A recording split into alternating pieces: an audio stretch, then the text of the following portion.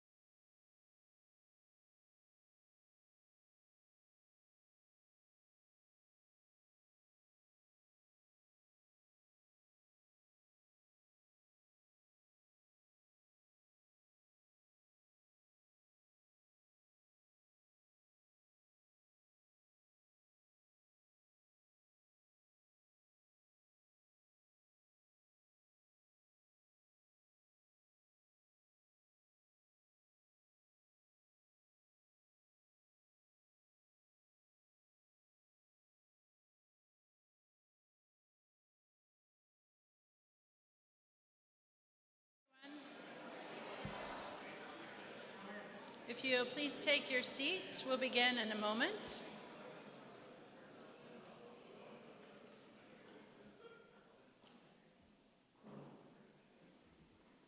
Good afternoon and welcome to the 2022 Dallas Herring Lecture. My name is A.J. Jager, Executive Director of the Belk Center for Community College Leadership and Research and the W. Dallas Herring Professor of Community College Education at NC State University. Thank you all of you who are joining us today live and in person, as well as to folks across the country who are tuning in. And in fact, some of our colleagues here in North Carolina are hosting watch parties. And so I want to say hello to folks at Catawba Valley, Carteret, Forsyth, McDowell, Pitt, and Stanley Community Colleges. If you are hosting a watch party and I didn't give you a shout out, please let us know by tagging us on social media at NC State Belk. With our watch party, online viewers, and in-person guests, we are nearly 1,500 strong, representing 35 states from across the country, as well as some viewers as far away as New Zealand. So, hashtag DHL goes global.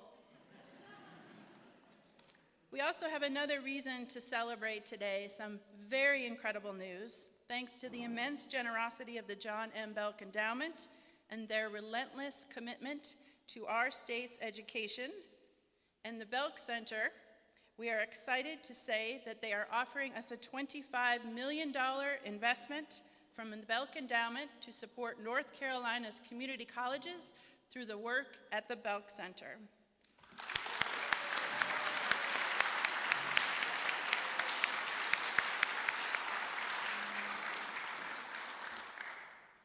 These resources will further enable us to continue our important work of creating and elevating key knowledge and information that advances student success, while also convening our statewide and national partners with the goal of improving economic mobility and equity in North Carolina. Our work at the Belk Center is centered on our Great 58, and there is no bigger champion of North Carolina's community colleges than MC and the John M. Belk Endowment.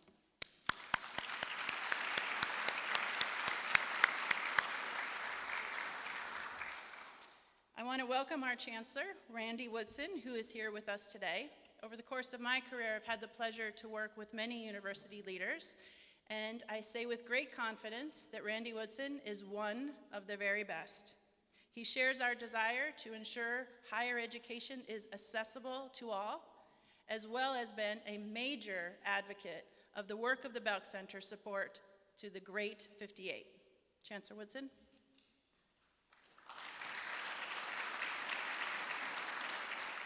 Thank you, Dr. Jager. It's great to be with you all. I don't think I've missed one of these lectures. I love what I always learn a lot at the Dallas Hearing Lecture.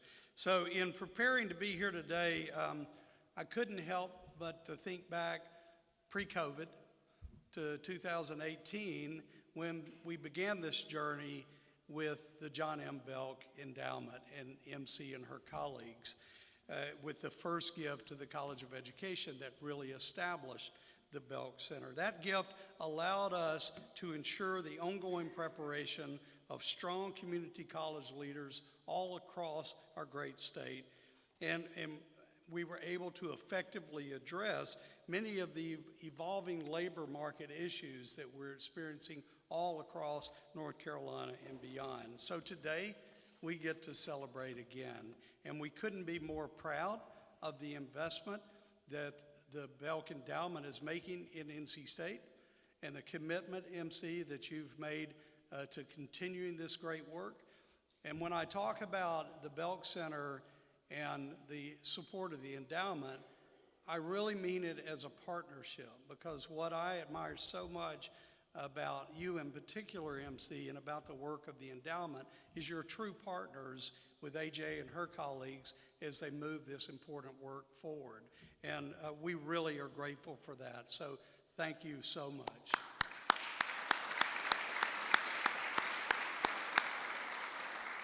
You know, the continued financial support of the Belk Endowment shows that the work of the Belk Center, the work that the Belk Center is doing is making a difference. That all across our state, that we're making a difference in education. And that faith in AJ and her team is something that we don't take for granted. It's been amazing to see the impact of the Belk Center and the researchers in the Belk Center and the educators associated with the center, the impact that they've had since the inception. They've launched executive leadership program for North Carolina's community college presidents and other senior leaders. They published research briefs that address community college practitioner needs and provided actionable data that leaders can use to make informed decisions about their organization. They, in partnership with Achieving the Dream and the North Carolina Student Success Center, have launched 4 North Carolina teaching and learning hubs to support faculty and staff and educators from North Carolina community colleges as we build out equity in learning and student success. One of my favorite projects, they've launched the Trailblazers Profiles, a truly inspiring series that highlights community college leaders of color who have made an immense impact on the community college system and the communities that they serve. These are just a few of the real-world applications of the important research and service that goes on in the Belk Center, and this at NC State is what we call Think and Do. It's scholarship at the highest level, but it's not complete until lives are changed, lives are impacted, and that's what we couldn't be more proud of. This work is more critical than ever, though, and I think all of us in higher education understand that fact.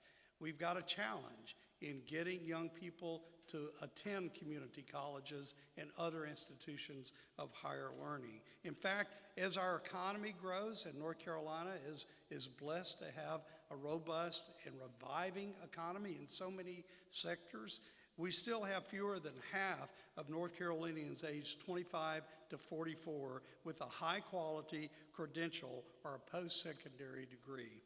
Community colleges play such a key role in helping to establish that or eliminate that attainment gap. Community college leaders are so critical to ensuring access for students, particularly students of color, adult learners, and historically underserved students.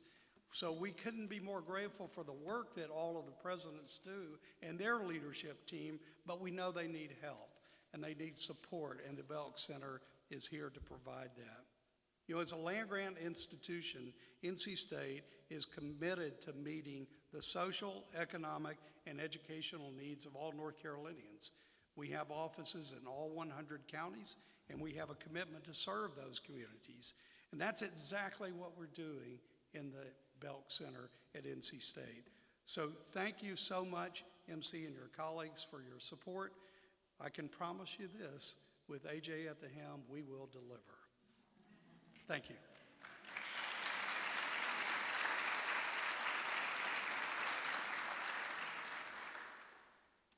Thank you, Chancellor Woodson, and thank you, MC. I'm incredibly grateful to your friendship and support, and I was thinking about how the endowment leads by listening, learning, encouraging, and lighting a fire within each of us to do better for North Carolina. Thank you. Today, we recognize Dallas Herring's many contributions to the important work and to acknowledge his legacy. Like ours, it's actually a complicated one. In fact, NC State as a university has to grapple with similar injustices. Our very campus sits on the land that originally stewarded by two indigenous tribes, the Tuscarora and Catawba tribes. These nations are descendants of the original inhabitants of this land and are working to preserve and teach others about their culture and to create their own self-determined futures. And we are grateful for their many contributions to our community. Each year, I look forward to a time in which community college leaders and their allies all across the state of North Carolina come together to discuss pressing issues facing our colleges and our communities. Although our job responsibilities and contexts may vary, we share many of the same challenges and passions. And so it's a gift to learn alongside one another and to stand in uniform to champion equitable college success. I know Dallas Herring himself worked tirelessly to promote a comprehensive education across the state and would find the camaraderie and common vision here today truly inspiring. For Herring, education started giving shape at a very young age. Right around the time he hit puberty, he rolled up his sleeve and began his very first project, opening the town's first public library. It started not flashy, but with 50 books borrowed from the state library and housed in the local grocery store. But it demonstrated something incredibly important. Education is only valuable as it is accessible. So throughout his lifetime, he carried that vision with him, serving 25 years on the North Carolina State Board of Education and devoting a career to educational access throughout the state. His view was that education is the foundation for productive citizenships and thriving communities. And he launched an educational system that all of North Carolina would be served by. In Dallas Herring's eyes, this work was more than just an admirable pursuit. It was, as he put it, the highest of public duty. In May of '66, he remarked, "It is an exacting, a demanding, a challenging, and time-consuming duty, but it is certainly not without rewards." For Herring, two rewards came to mind. The first was working hand in hand with other like-minded individuals, which today exemplifies that idea. Herring said, "The chance to know and work with so many capable and earnest people who love their communities and their state ranks among my highest rewards." Throughout his time and his career, this idea of the open door guided his work and was closely connected to his vision for total education. His philosophy was that every human being is of incomparable worth, and that the state must therefore develop each individual's talents to their fullest possible degree. This, he insisted, is why the doors to higher education should never be closed to anyone. Recognizing the many barriers and limitations in the way of Herring's vision, he remarked, "The goal of the community college system must be as comprehensive as the needs of the students." If this is not understood, he said, then it is our duty to make it clear. So that it will be understood, we must support policies which will open all these doors to all people for them to walk through.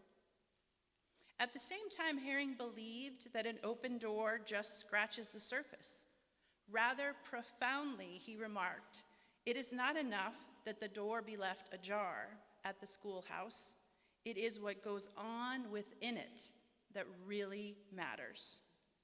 In short, Herring was a champion for both equitable student access and equitable student success, recognizing that our shared humanitarian requires nothing less. However, we must not let Herring's vision and his leadership allow us to overcome and underlook his shortcomings.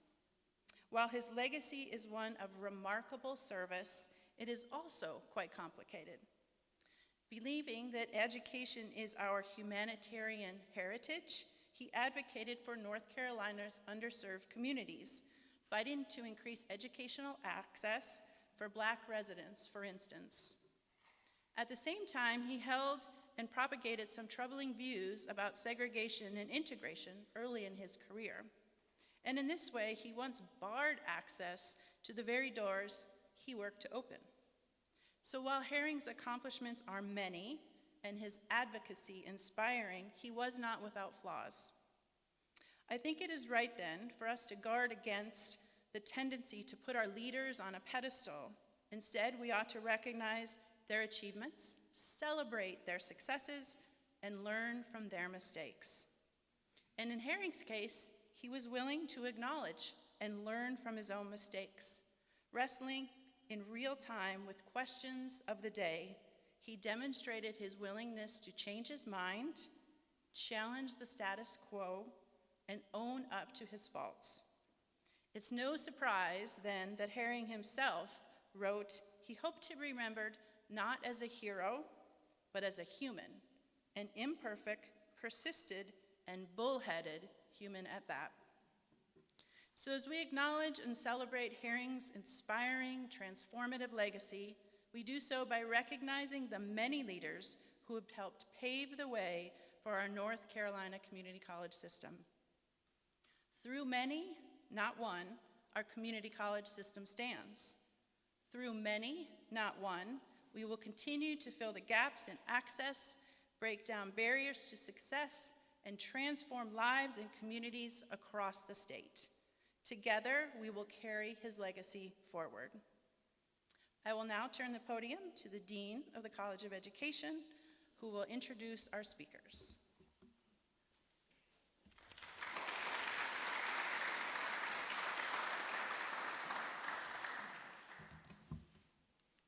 Good afternoon. Thank you, Audrey, and thank you, Chancellor Woodson. I also want to thank you, MC Pylon and the Belk Endowment, for your continued support of the Belk Center and our College of Education, and for your commitment to increasing access to education. Every day, our College of Education is working to champion the educational success of all learners across their lifespan. And as part of those expansive efforts, it is our pleasure to support the Belk Center and also the Dallas Herring Lecture. Today, we have the incredible privilege of hearing from Dr. Mike Flores, who will share a framework for advancing educational equity and the important role education plays in enhancing economic mobility in our communities. As the 9th Chancellor and first Hispanic Chancellor of the Alamo College District, he has demonstrated a commitment to increase educational equity and access, as well as a passion for eliminating poverty in the San Antonio region through education and training. For Dr. Flores, this passion is rooted in his personal experience, and he will share with us today opportunities he created to support his community. He is an exceptional leader and a true advocate for student success, and I know you will find his proposed framework and personal insights to be both practical and inspiring. It is also my pleasure to welcome Dr. Janet Spriggs, President of Forsyth Technical Community College. Following Dr. Flores' address, Dr. Spriggs will share examples of practice right here in North Carolina to advance equity and economic mobility across our state. Dr. Spriggs brings more than 25 years of service to the North Carolina Community College system, as well as a career-long dedication to increasing equitable student outcomes and post-graduation success. Her commitment to transforming higher education is also deeply personal. Dr. Spriggs is truly a student-centered visionary, and it is an honor to have her here to provide some comments and discuss with us. So with that, please join me in welcoming Dr. Mike Flores. Thank you.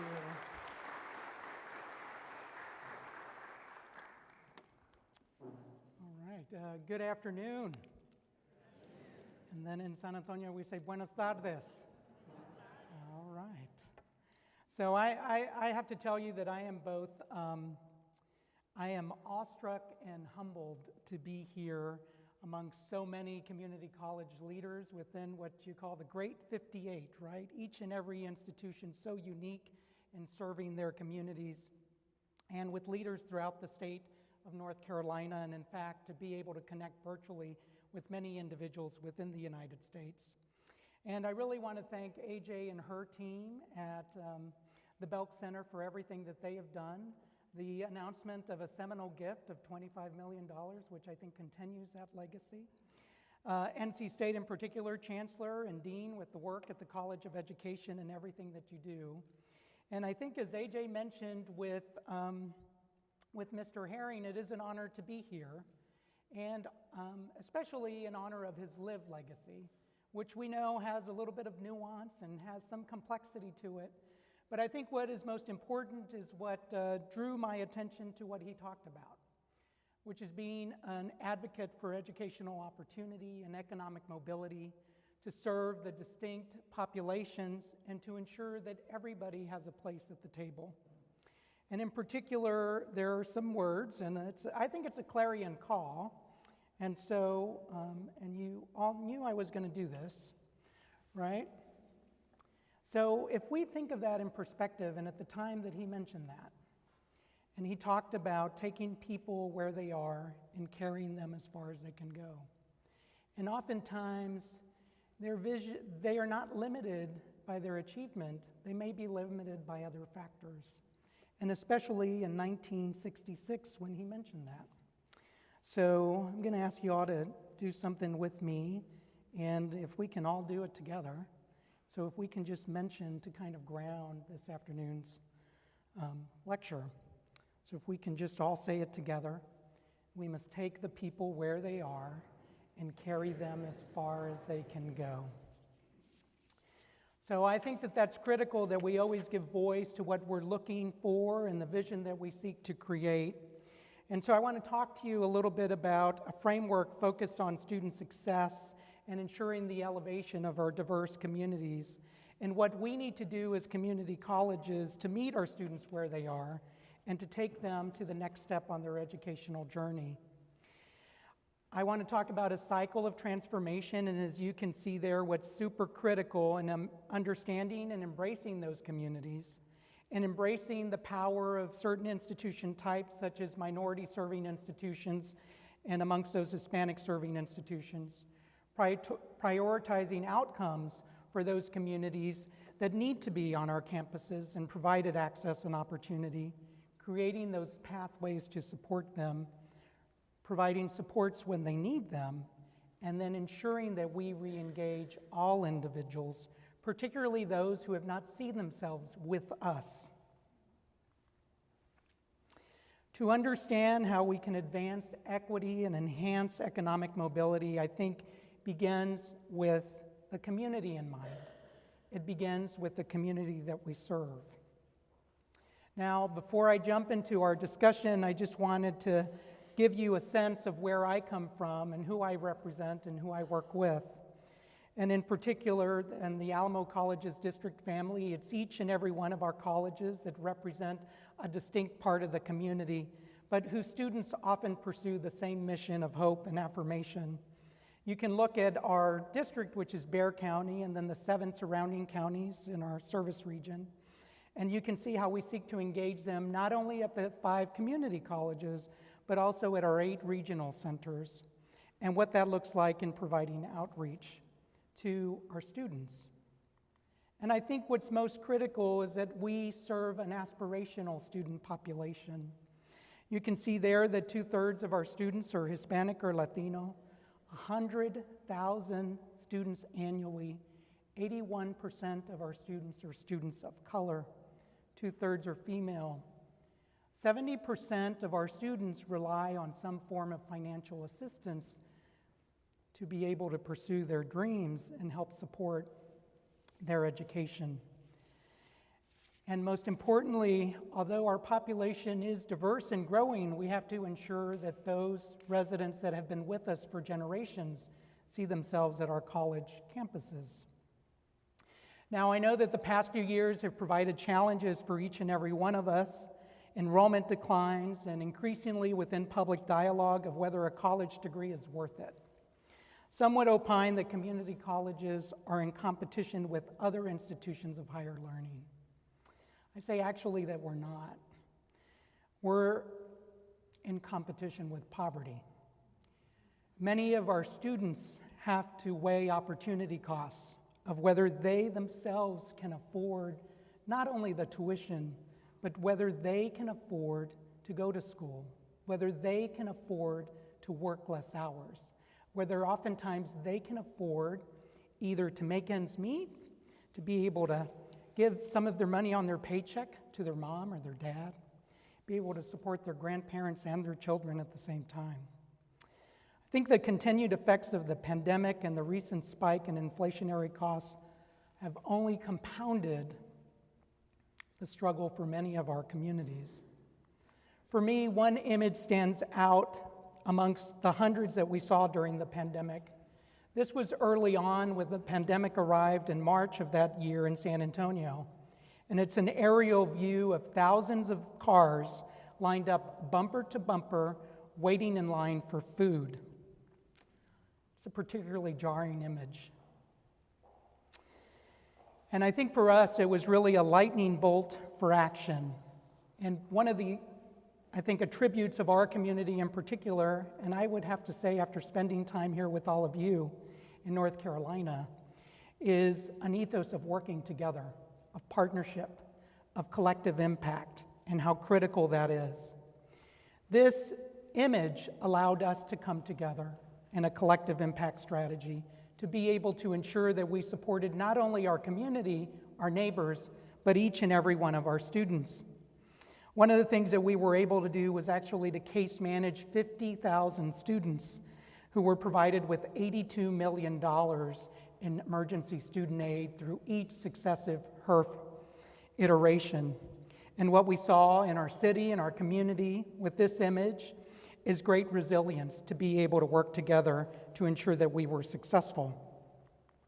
Now, I mentioned earlier something that I thought was part of our conversation and what many continue to experience. The National Student Clearinghouse Research Center says that while all institutional sectors experience varying degrees of enrollment declines, those were particularly pronounced among regional state institutions and amongst community colleges. And you all know that we enroll 71%, those two institution types, 71% of all students. But we also suffered the steepest decline. Over 600,000 students, and particular community colleges fell by close to 8%. In North Carolina, community college enrollment dropped by about 11% from fall 2019 to 2020. But I think that we can all take a little bit of a breath because of the recent uptick in enrollment this term. Well, what I think we have to look at is who do we serve and what do they look like? What are some of the challenges that they confront? We must realize if we are to connect or reconnect with our students that they're juggling many things. As you can see in the photo here with one of our students, she's juggling her studies, she's juggling her student responsibilities, a caregiver to her two sons pictured there, but also to other family members. For us at Alamo, approximately 1 out of every 5 of our students are parents. They're what we now call parenting students. They are facing distinct challenges at home, on campus, economic insecurity, caregiving demands. And one of the things that came from our conversation with our students is they didn't see themselves in our conversations. They didn't see themselves in our marketing materials. We didn't talk not only about them, but about their children or other members of their family. And they said that going back to school after becoming a parent is a completely different ballgame. And they oftentimes had little to no support to be able to juggle all of those responsibilities. In our community, and I think in many of yours, our families struggle just to pay the bills and make ends meet. And that is their reality, but I would articulate that I think it's our reality too, because we're their partners on this leg of their journey. So many students need that extra hand and partnership to be able to achieve their vision.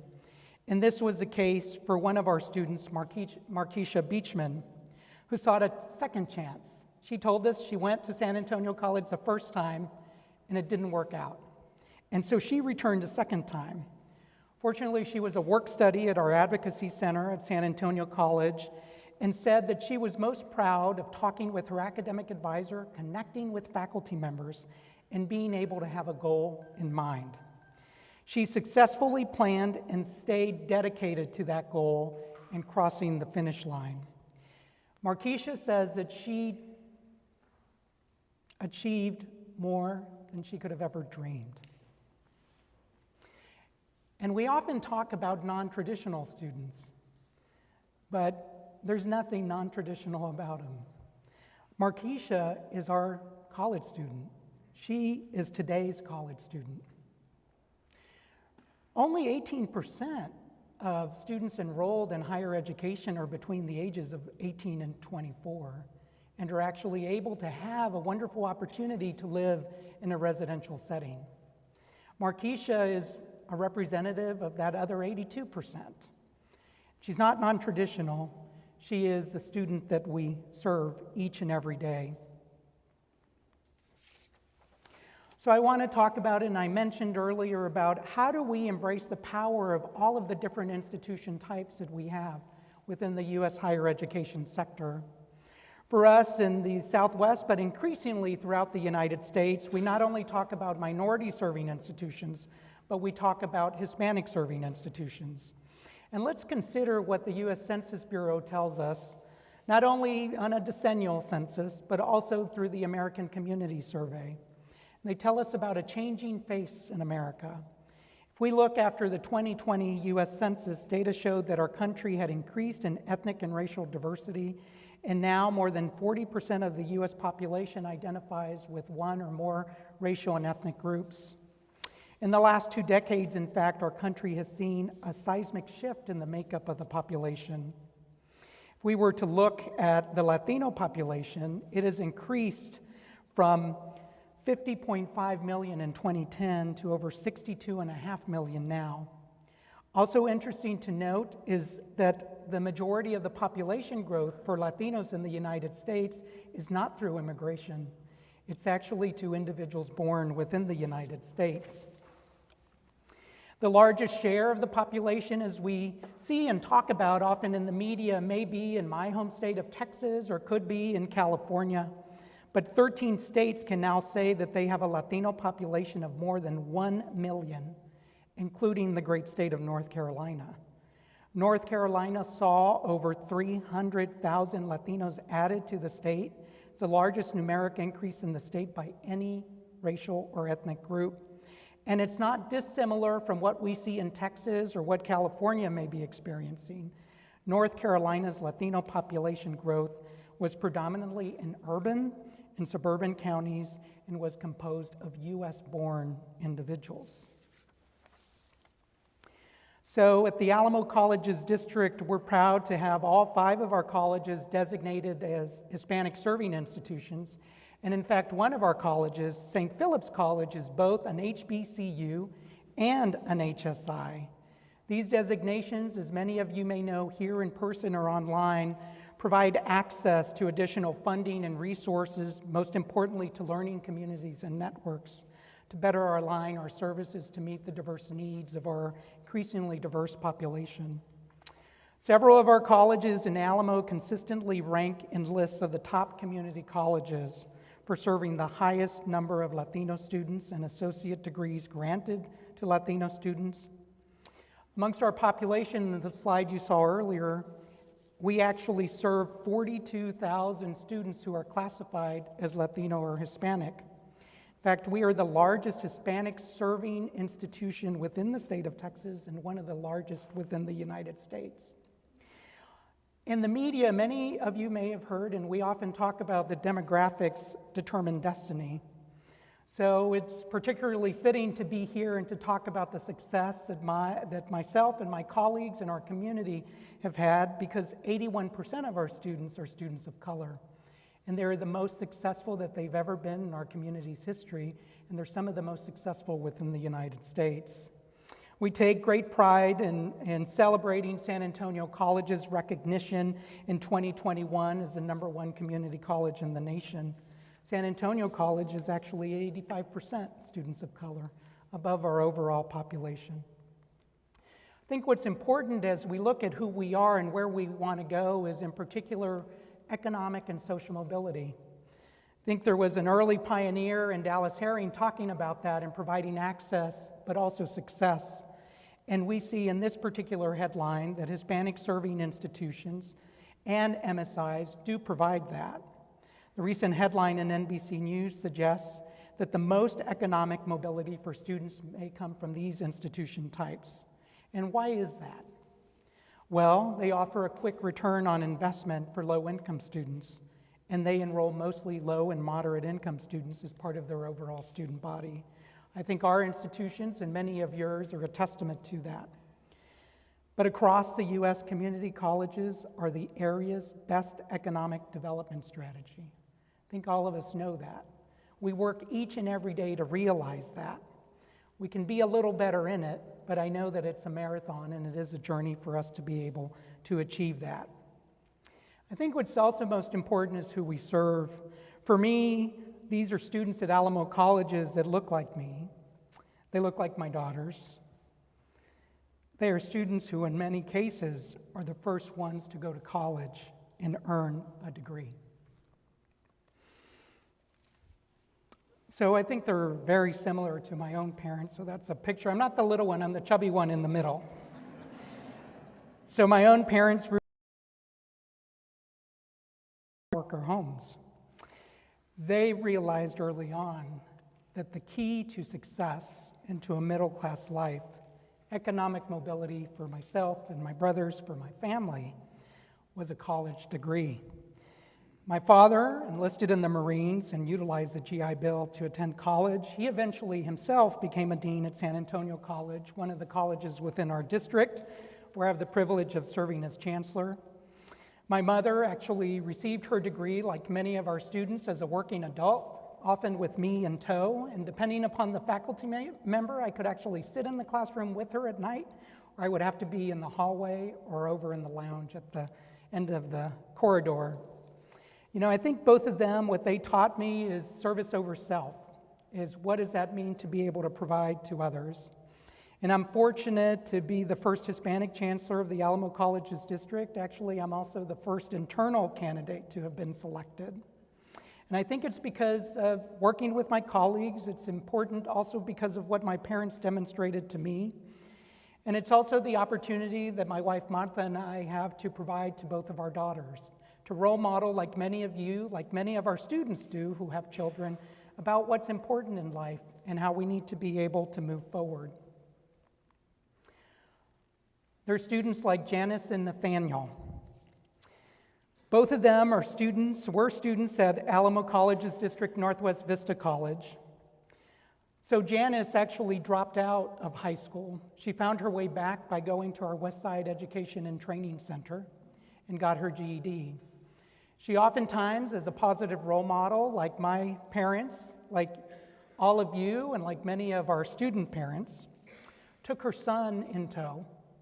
She took him and enrolled him in summer camps, took him to after-school activities, took him onto campus multiple times. Janice was able to complete her high school diploma, enrolled in Northwest Vista, completed her bachelor's degree, and now is pursuing her master's degree. Nathaniel actually graduated as valedictorian from his high school, enrolled at Northwest Vista College, transferred to Trinity University in San Antonio, one of the best liberal arts institutions within the South, and is now working in finance and hopes to go to law school. So I think that their story is an example of the power of education can have on eliminating generational poverty. But I know, like many things, the work is complex and involves cycles of transformation. So what should we do? I think it's critical that we prioritize outcomes for those who are under-resourced or don't see themselves on our campuses, don't feel that they have a voice.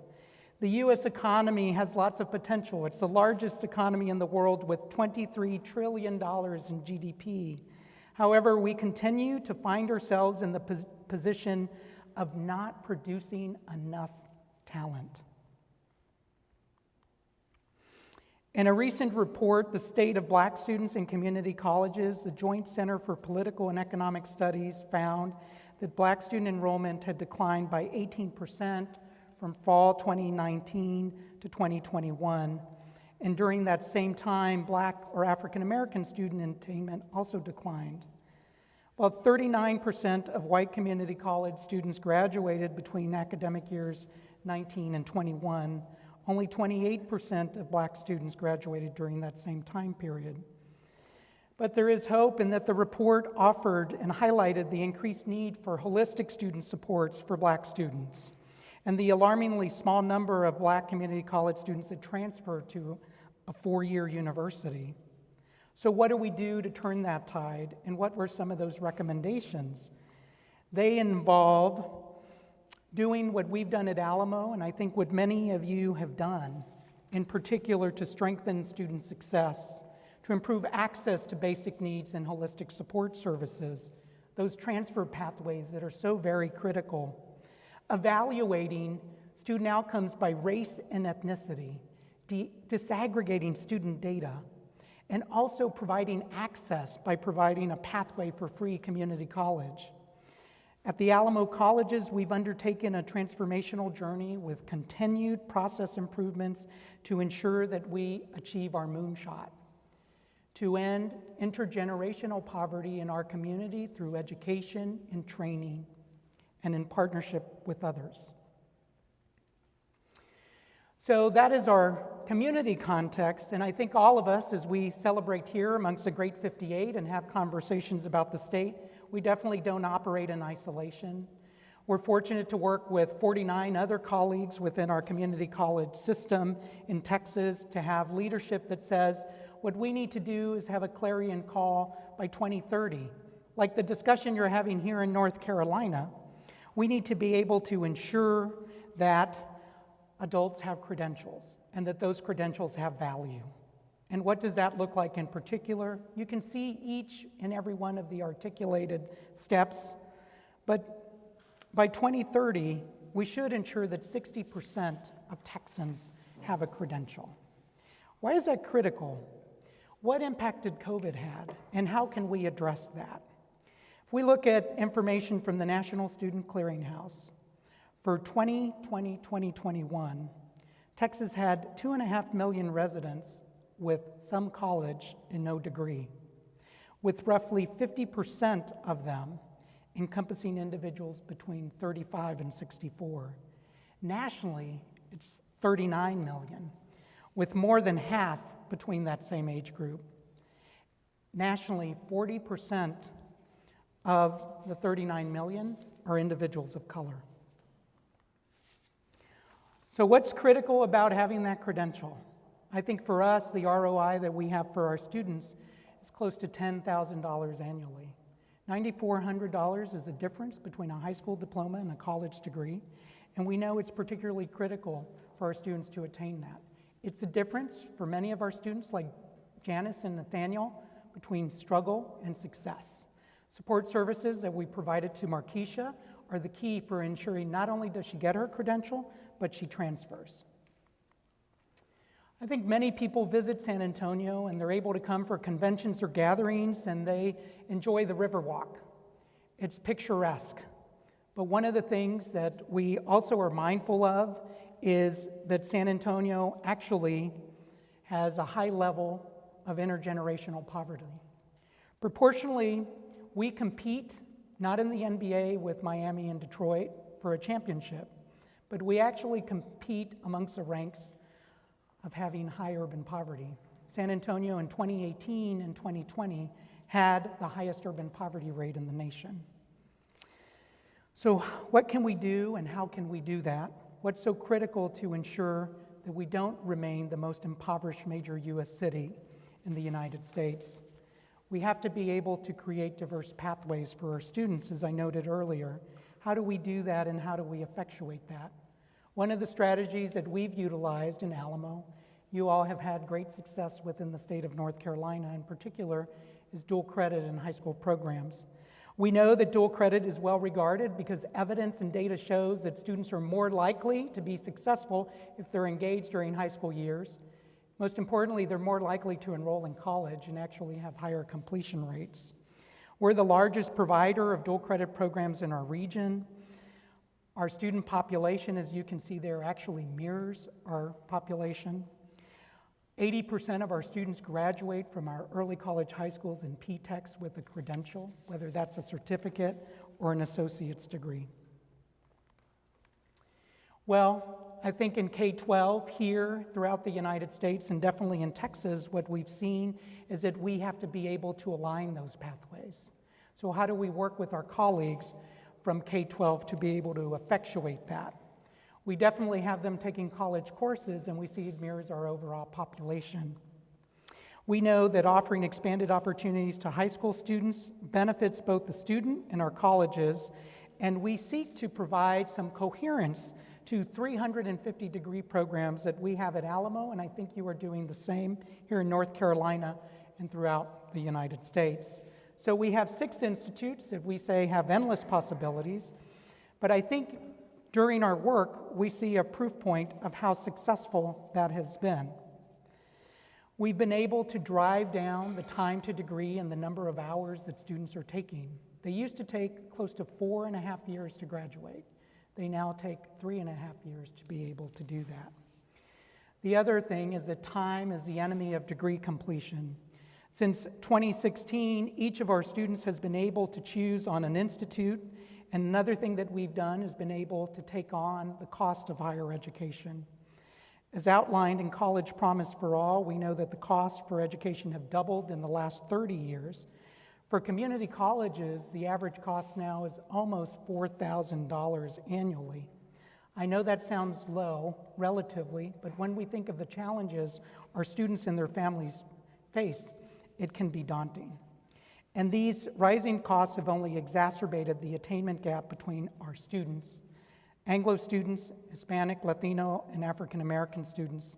And this is where, for us, our Promise program has come into play. And we've been able, through Promise, to ensure that we provide access to each and every student within our community. We've seen, actually, over the last 3 years, double-digit growth year on year from the impacted and enrolled high schools. 82% of our Promise students are students of color, and most importantly, over 40% of those students are STEM majors. So we see a desire for those students to be successful.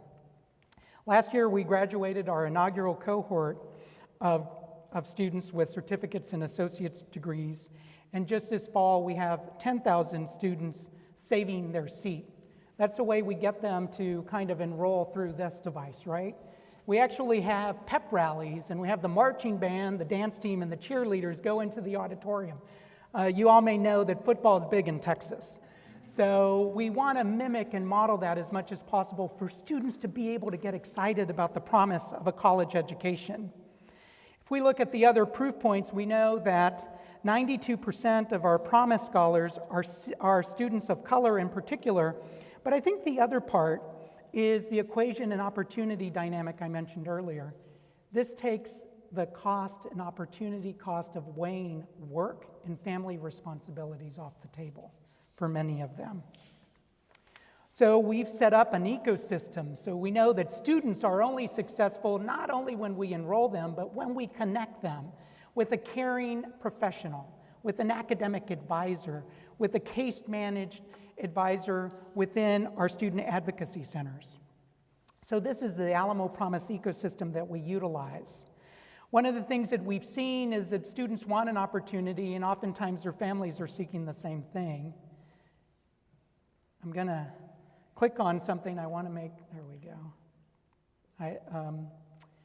We had a student that was highlighted. His name was Jaden Montero, and his family was interviewed actually by the PBS NewsHour. They came and spent some time with us and talked about what was critical to them.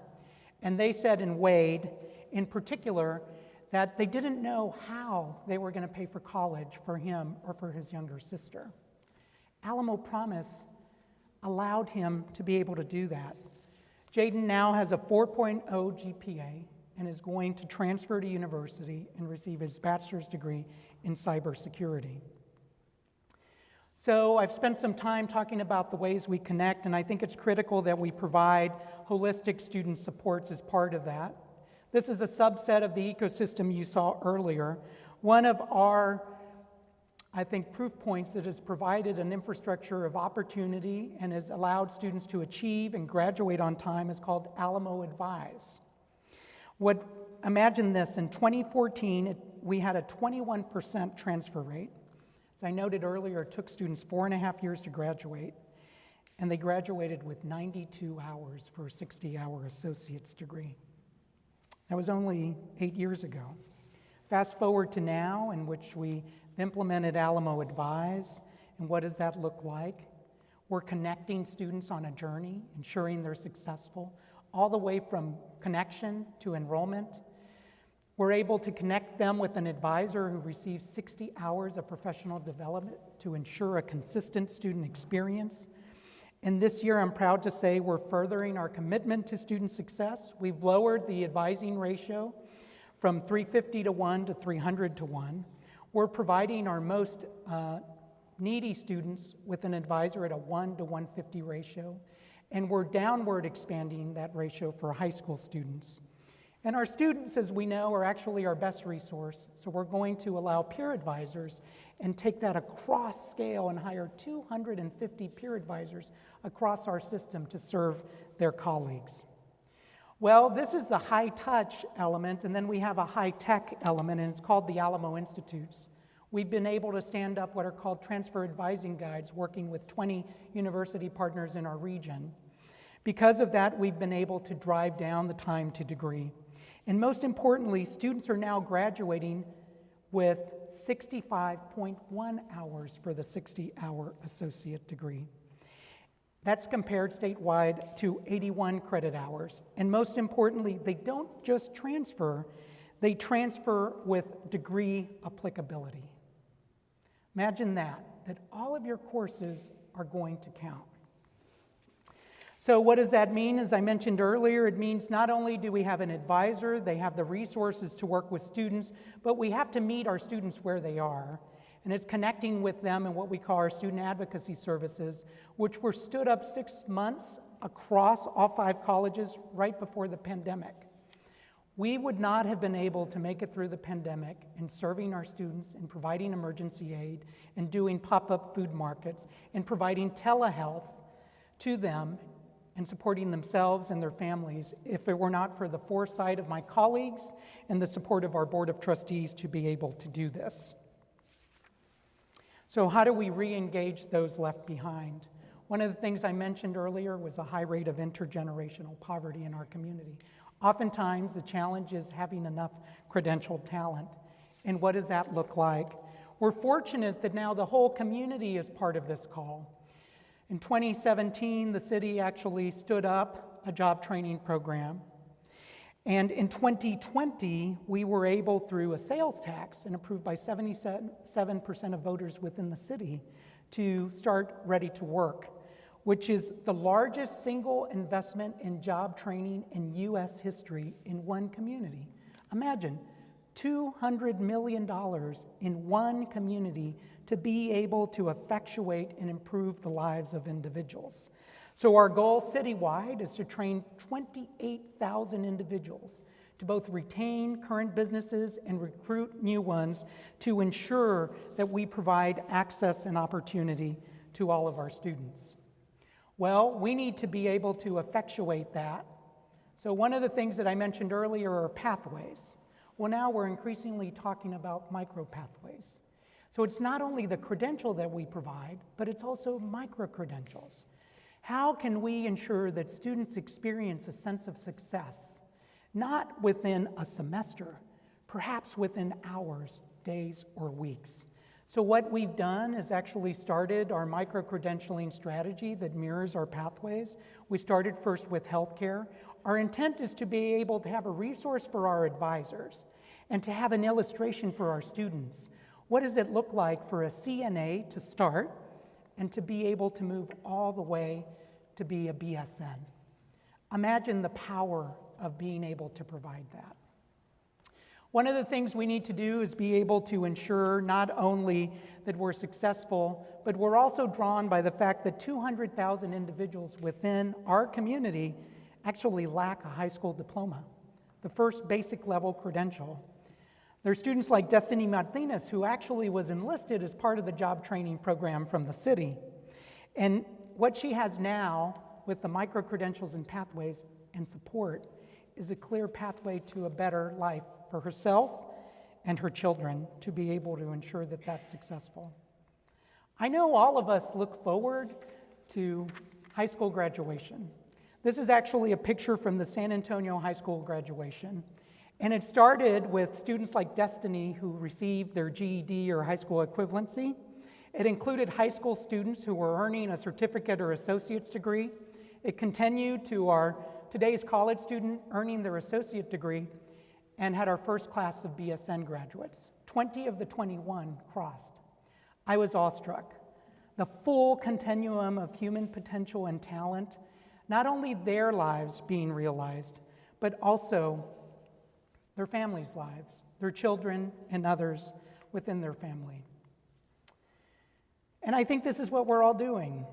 All of us at Alamo, definitely, my 5,000 colleagues and I, our community, our partners, we're creating leaders, one person at a time.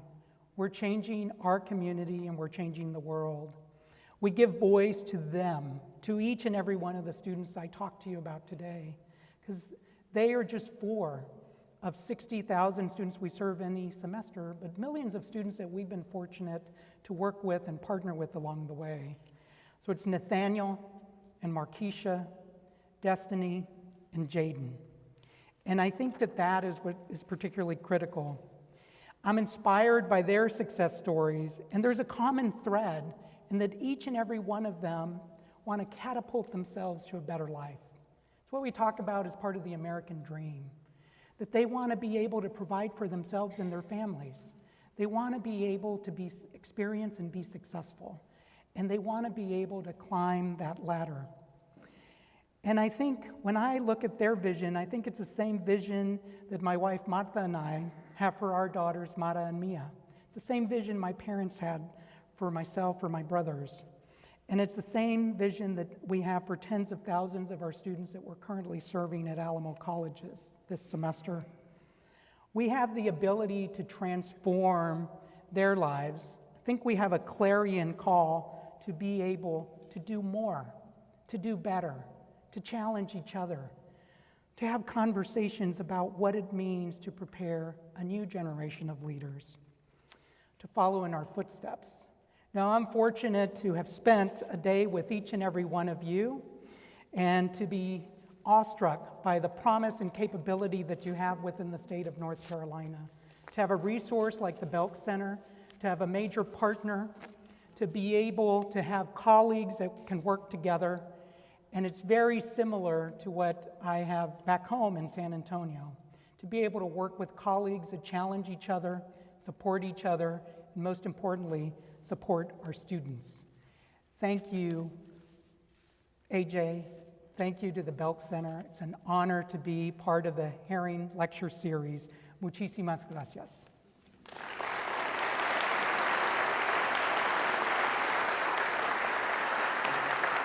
Thank you.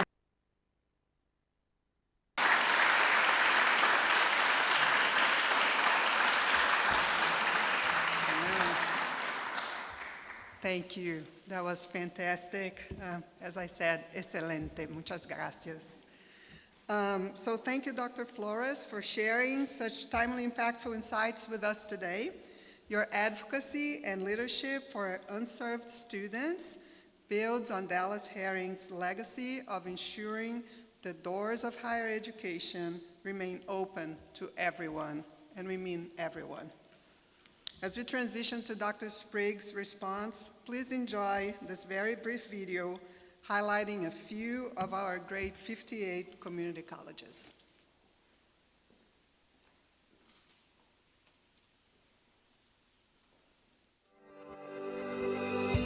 Across North Carolina, new programs and initiatives to accelerate equity and economic mobility are already underway. North Carolina's Great 58 community colleges see the need and are stepping up in more ways than ever to make higher education accessible to everyone, no matter the student's circumstances or zip code.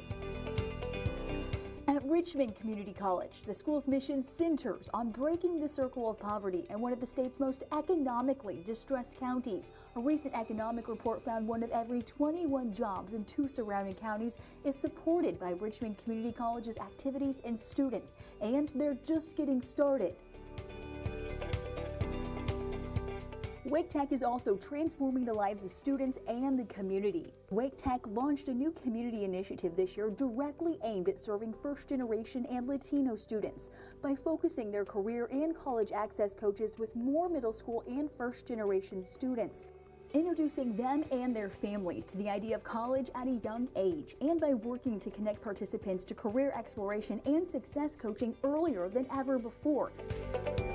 Piedmont Community College in Roxborough is also creating new opportunities for its community, with a focus on helping high school students graduate with a high school diploma and an associate degree at the same time, and by aligning its courses to the careers most needed locally, ensuring that all training programs help lead to a better paying job and better quality of life for the students they serve. Forsyth Tech is laser focused on bringing more adult learners back to the classroom to ensure that students who had started but didn't complete their credentials can now finish and move into a better paying career. But to launch this type of outreach comes with an increased responsibility to support and retain those students. Forsyth is doing just that by connecting adult learners with the resources they need to succeed both inside and outside the classroom. These are just a few examples of how North Carolina's community colleges are using the power of education to truly transform lives and create even greater opportunities. From the Great 58's $19 billion annual impact on the North Carolina economy to preparing more high school graduates and adults for the jobs of today and tomorrow, in every part of our great state, we are all working together to ensure greater equity and economic mobility for all students and the communities they serve.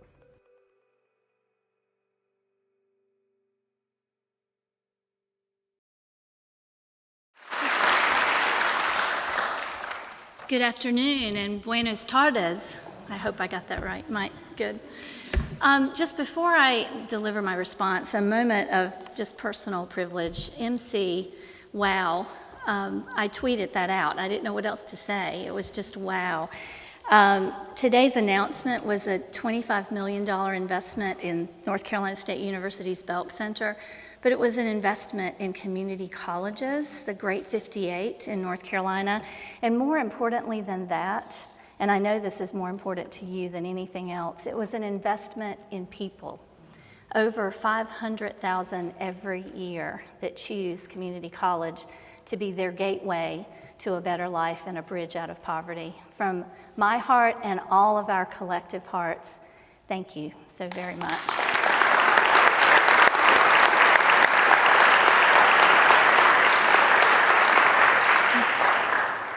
Thank you, Dr. Flores, also for sharing such important insight and your invaluable experiences. But more importantly, thank you for sharing your heart so eloquently with us today.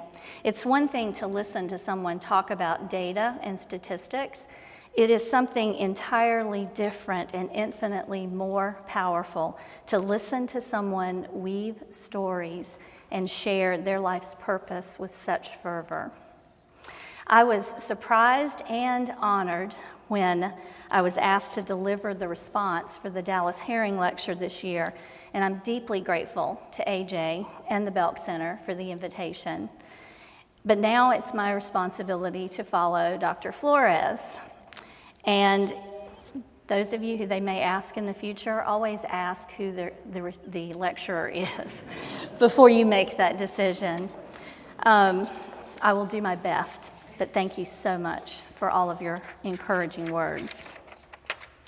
I've structured my remarks today around 3 imperatives from your lecture that I believe clearly demonstrate why community colleges are the most powerful weapon for our nation to substantially advance equity, enhance social mobility, and ultimately make significant progress in our fight against poverty, our collective fight against poverty.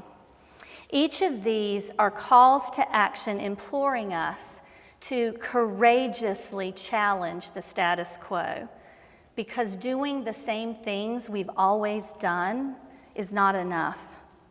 First, community colleges must embrace partnerships like never before. Second, community colleges must renew and intensify scalable reforms that eliminate inequities. And third, community colleges must get to know and love the students we have and serve each and every student to success, especially the marginalized members of our communities who need us the most. In his lecture, Dr. Flores suggests across the nation, community colleges are communities' best economic development strategy. I could not agree more. We heard about the goals for increasing post-secondary degree completion set by building a talent-strong Texas. And in North Carolina, we are very grateful for the cross-sector work on educational attainment led by My Future NC. My Future NC was created to help us grow our state's economic viability within the global economy by closing post-secondary attainment gaps, promoting alignment between educational programming and industry needs, and improving the quality of educational opportunities for all North Carolinians. More people with higher levels of educational attainment will create a skilled pipeline of workers to meet workforce needs and address workforce gaps. Community colleges are often driving this work, but we will not succeed alone. To be successful, we must embrace partnerships in ways that we have not yet imagined. Throughout his lecture, Dr. Flores shared stories about some of Alamo's critical relationships, talking about partnering with city and county governments and private agencies and industry leaders. And he compelled us to understand the importance of colleges partnering with each other. Numerous studies place community colleges at the center of socioeconomic success and successful workforce development. Due to extraordinary post-COVID workforce gaps, it's even more critical for us to be actively leading workforce development. A 2016 study by the Brookings Institute concluded states that fail to align their community college goals with economic development efforts to address their human capital challenges run the risk of losing out in the competition for good jobs and sustainable development. It is not coincidence that North Carolina, recently named the #1 state in the country for business, also has one of the most affordable, highest quality, workforce-focused community college systems in the country. The same Brookings study challenged regions and states to gain a competitive advantage by working collaboratively to produce workers with skills that match industry needs, declaring more than ever the status quo is not a viable option. In North Carolina, we are already reimagining how to work more closely with each other and with key partners. Piedmont Community College worked with Person County officials to create the 614 Workforce Pipeline Partnership to address workforce pipeline leaks. Piedmont's president, Dr. Pamela Senegal, told me 614 represents partnership at its best. County commissioners, industry, public schools, and the college came to the table, and the educational partners worked to align courses and programs to correlate directly with the region's economic development focus areas. Beginning in 6th grade, public school students take a career exploration course tied to the region's economic development focus area and incorporating hands-on activities and industry site visits.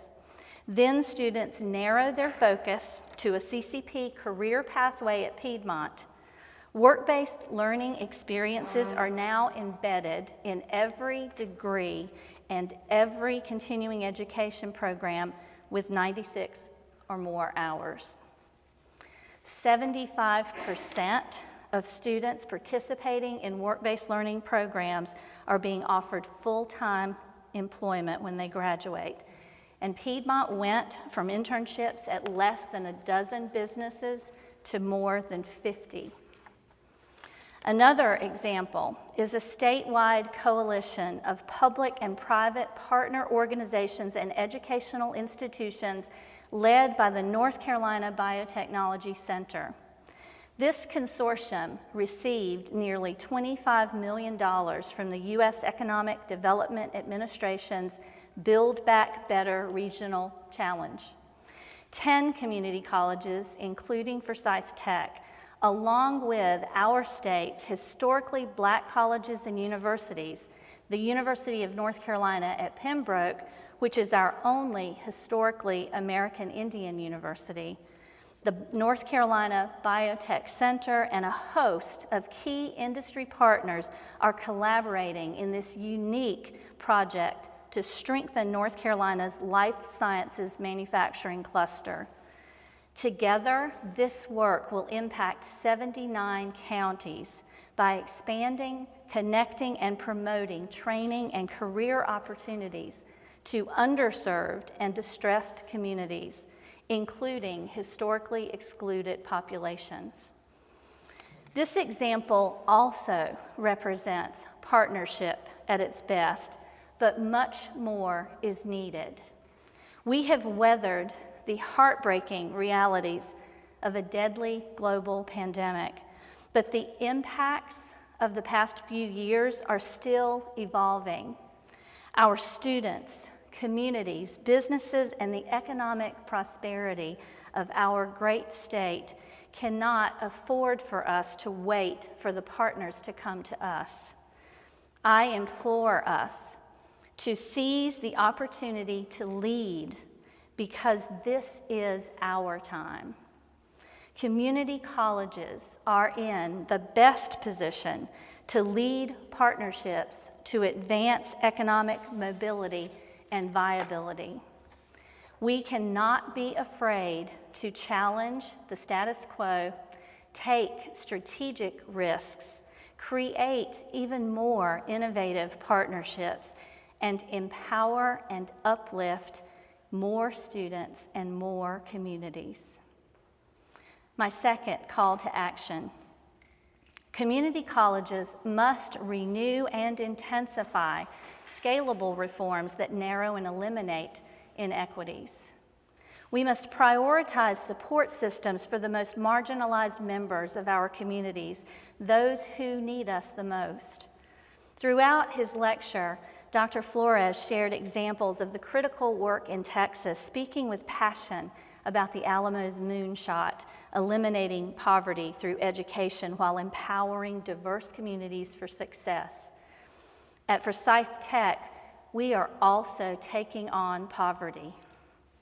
Our vision is to be a catalyst for equitable economic mobility, empowering lives and transforming communities. George Washington Carver once said, "Education is the key that unlocks the golden door to freedom." However, because of inequities in education, the golden door to freedom is not available in equal measure for all students. Scalable reforms link very closely to partnerships. And at Forsyth Tech, we are committed to leading this work by building partnerships and programs that level the playing field.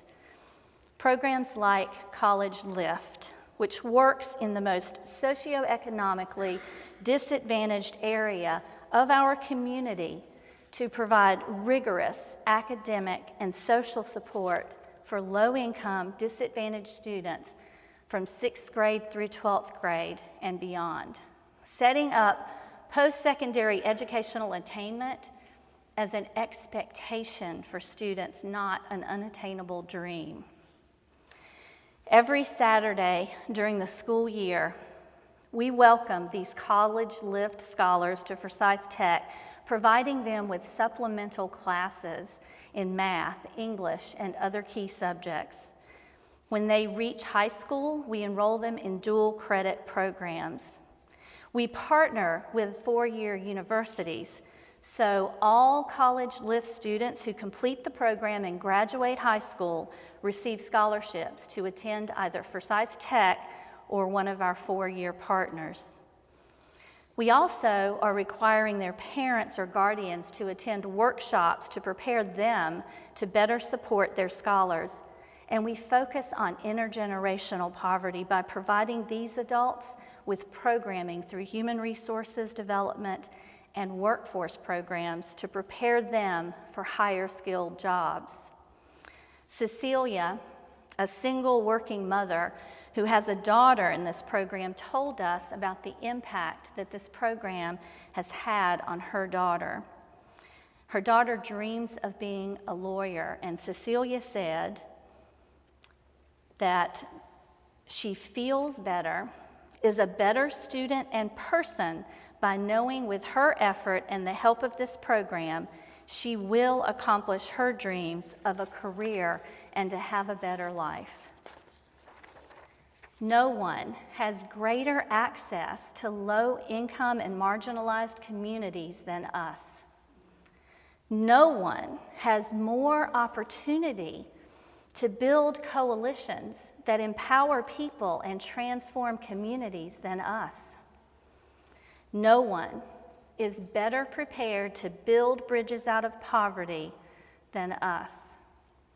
I challenge us all to challenge the status quo and fearlessly address the systemic inequities that do exist in our colleges and our communities and lead the work to eradicate them. And finally, my last call to action: community colleges must take the time to know and to love the students that we have, and to serve each and every student to success, especially the marginalized members of our communities. Dr. Flores talked about the beautiful diversity of community college students, sharing student stories to illustrate the diverse struggles students face and demonstrating why holistic supports are critical to mitigate the unique barriers facing our students. As I listened to his stories, I thought about my students. I thought about Mallory and LaShawna and Jess and Mario and many more over the past 26 years. Each of them crossed my path because they wanted a better tomorrow, even though they faced significant barriers threatening their ability to reach their American dream. Mallory was a low-income, first-generation adult learner who graduated from Forsyth Tech just when I came there in 2019 with an AS degree. She almost dropped out because of a $750 car bill. We intervened to help her with the bill, and she has now completed her bachelor's and master's degrees and is working as a genetics counseling assistant at Novant Health. Lashana works for more than 40 hours a week and has worked on her business administration degree for more than a decade to help her move to a higher paying career for her family. Lashana has had to drop out several times, putting herself and her education on hold because of her family's needs. Thanks to our NC Reconnect work, Lashana re-enrolled this fall, earning a solid B in her first 8-week classes. She has 3 more classes, and she will graduate in May. Jess is a single mom in her 30s, a student ambassador, and actively engaged in our SGA. A couple of years ago, Jess was diagnosed with MS. She lost her job, and she has said often that she felt like her life was over until she found Forsyth Tech. Today, Jess can't wait to graduate, and she says she's going to work at Forsyth Tech when she does. And I can't begin to tell you how heartwarming it is to hear her share her story. She always ends with, "Forsyth Tech saved my life." Mario was our SGA president last year. He and his family ended up in North Carolina after being granted political asylum when they were forced to flee for their very lives from Venezuela's hyperinflation and human rights violations. Mario is an incredible young man who brought me to tears at our commencement in May when he told his fellow graduates, "When I came here from Venezuela, I was not sure what my path to an education would look like, but I was determined to find my way. In my time here, I have learned that education has the power to transform not just the life of the person receiving the education, but all the lives of those around them. I hope you have learned during your time at Forsyth Tech that you can be whatever you want to be, do whatever you want to do, and that your future is limitless." And now Mario is a Goodnight Scholar right here at North Carolina State University.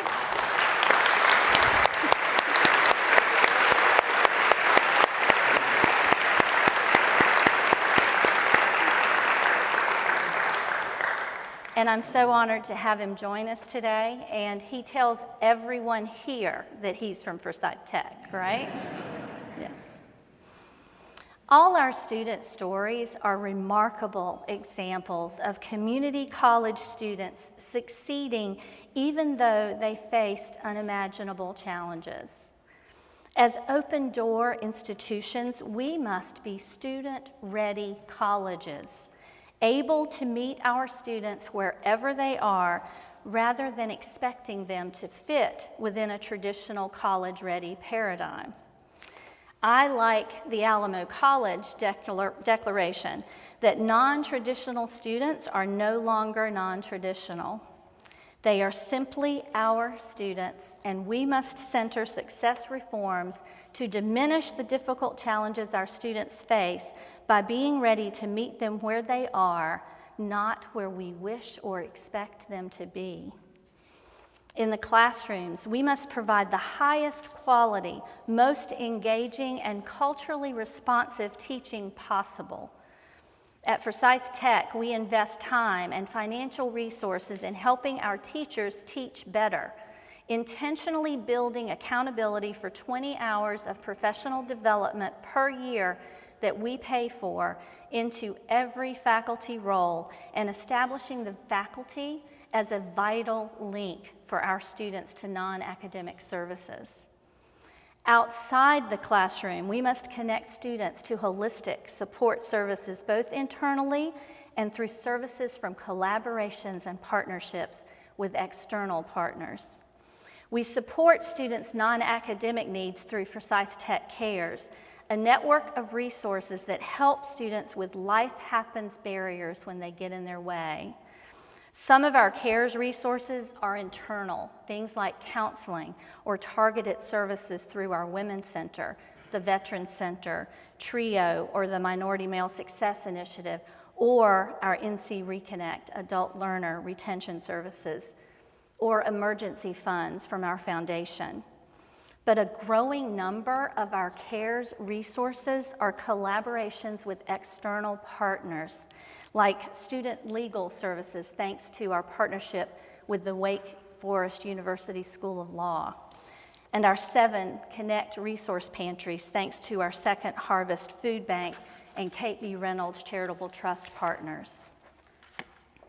J.B. Buxton, president at Durham Technical Community College, is challenging the status quo with the college's plan to build an affordable housing complex adjacent to their campus to support the college's long-term work aimed at improving housing security for students and advancing the college's equity-minded leadership within the community.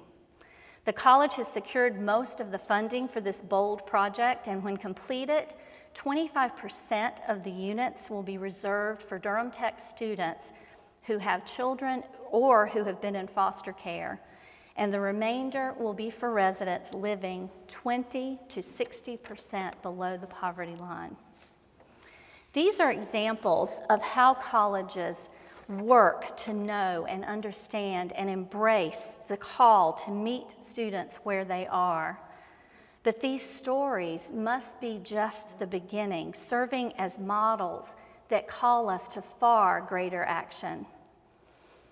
I will share one final story with you today. This is about a little girl who grew up in a small farming community in North Carolina back in the 1960s and 70s. She lived in a mobile home with her parents and her 2 baby brothers, encircled by the unconditional love of a very large extended family. This little girl loved to read, and her books became her window to the world and the foundation for her dreams. When she entered 8th grade, she moved to a school that was 20 miles away in a larger town. And for the first time, she realized that she was different from many of her new friends. She realized she was poor. And this is when she felt less than for the first time. She started to feel like no matter how hard she worked or how smart she was, the deck was already stacked against her, and her lot in life had been cast. She had long dreamed of going to college, and her parents would have sacrificed endlessly to see their little girl soar. But neither of them had graduated from high school, and her hardworking family had very little money to spare. She resigned herself to the fact that her books might be the only window she would ever have into the world of her dreams. Fortunately, however, the girl in this story had people in her life who cared enough about her to not let her dreams die. Today, she does not live in poverty.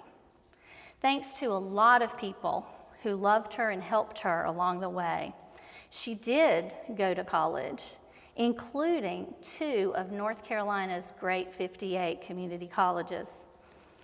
It took her a bit longer to earn her first degree, a bit longer than most traditional college students, but she persevered, overcoming much to eventually be the first person in her family to earn a college degree. But she certainly was not the last. Today, she will tell you that she is prouder of her baby brother and her children earning their degrees than she is of any of her own accomplishments. Today, the little girl from my final story is living her dreams and her purpose with passion every single day. Today, she is a community success, working hard alongside a college full of trailblazers to make sure none of their students ever feel less than. Instead, making sure they know without a doubt that they are where they belong, and supporting what every individual learner needs to be successful. And today, that little girl is grateful beyond measure to be the woman standing before you and delivering the response to Dr. Mike Flores and the 2022 Dallas Herring Lecture. I hope that my story and the other stories you've heard serve as an exemplar, personal examples of the power of education to transform not just one life, but generations of lives. Our purpose is clear. Today, it's as clear as it was decades ago when Dr. Dallas Herring boldly declared the only valid philosophy for North Carolina is the philosophy of total education. Dr. Herring's call for community colleges in North Carolina to meet students where they are and take them as far as they can go endures today as the singularly most important call to action for equity and economic mobility in North Carolina within our lifetime. As Dr. Flores said, the common thread among all of our students is that they want better lives for themselves and their families, better lives that we as community college leaders can and should provide. Better lives for the more than 500,000 graduates of the Great 58 in 2021. Better lives for students just like Markeisha, Nathaniel, Janice, Jaden, and Destiny in Texas, and Mallory, Lashana, Jess, and Mario in North Carolina. Better lives for North Carolinians who are just like me. Thank you for your time and attention. I am more convinced than ever that this is our time. Our time is now, and now is the best time for community colleges to courageously challenge the status quo and lead the work of creating a more equitable future for each and every North Carolinian. Thank you.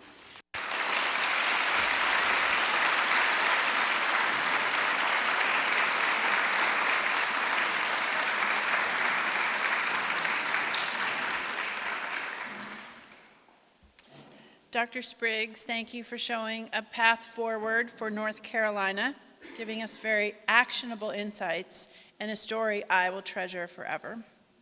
It's truly an honor to learn from both and with both of you. So one last round of applause for both of our presenters.